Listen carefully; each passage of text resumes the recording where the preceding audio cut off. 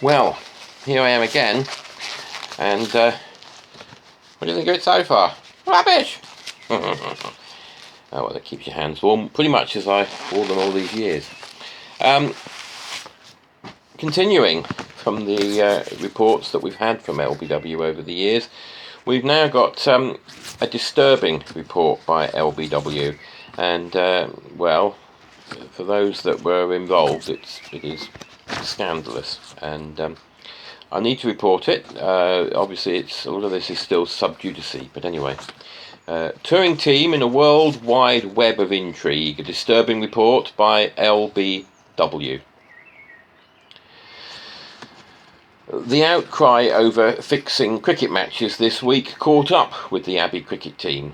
Following the confession of Hansi Cronje of involvement with bookmakers, suspicion now surrounds Abbey's defeat to Wesley during their North Devon tour last July.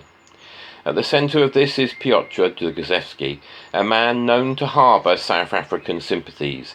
He lists Peter Karlstein amongst his friends and openly called for South Africa's Test reinstatement, with such a suggestion to David Steele on an awards night in the mid-80s. Has he sacrificed his principles for a fistful of zloty? The evidence is irrefutable, and with hindsight it's hard to believe questions were not asked at the time. The game at Wesley started well for Abbey, with Bob Innes making his maiden ton and staking a claim to be known as an all-rounder for cricketing rather than portly reasons.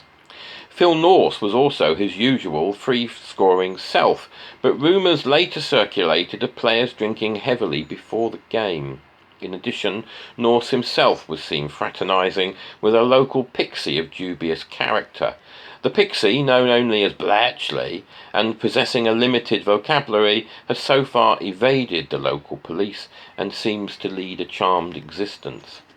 It seems that Dlugoszewski did little to stop the drinking, or Norse's activities, which also involved a visit to Bletchley's house.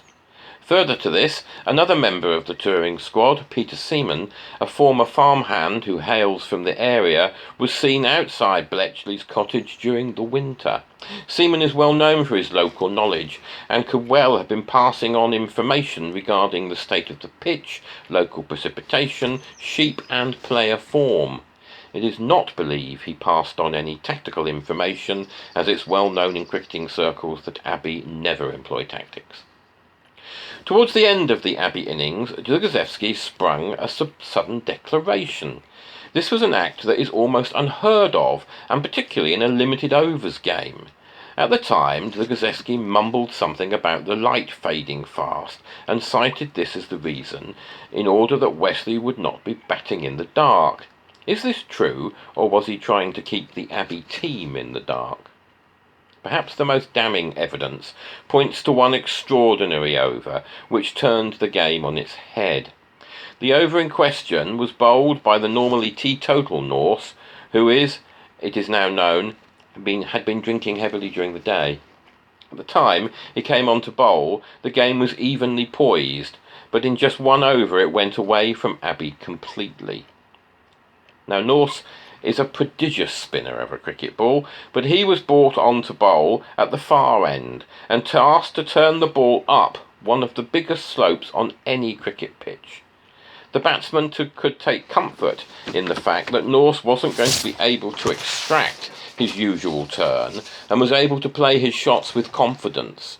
What else could explain the fact that the first 5 balls all went for 6?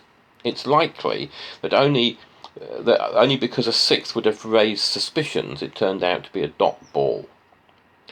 Wesley ran out easy winners in the end, and the post-match taste in the mouth didn't only come from the local ale. Are Dlugoszewski, Norse and Seaman culpable?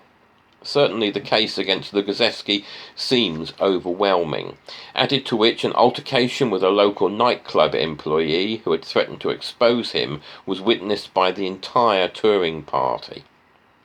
Norse may have succumbed to temptation after a rare drinking session, but this does not excuse his involvement. Seaman is also known to have previously tried to cause havoc by actions such as feigning ignorance of the area, thus frustrating and delaying the team when en route to matches.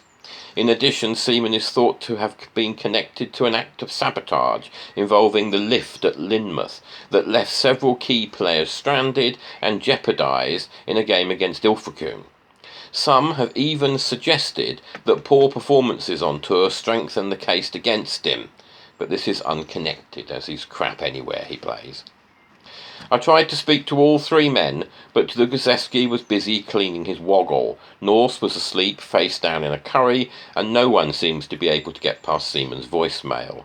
Answers are needed, and L.B.Doubleyew will not rest until they are forthcoming. Thank you.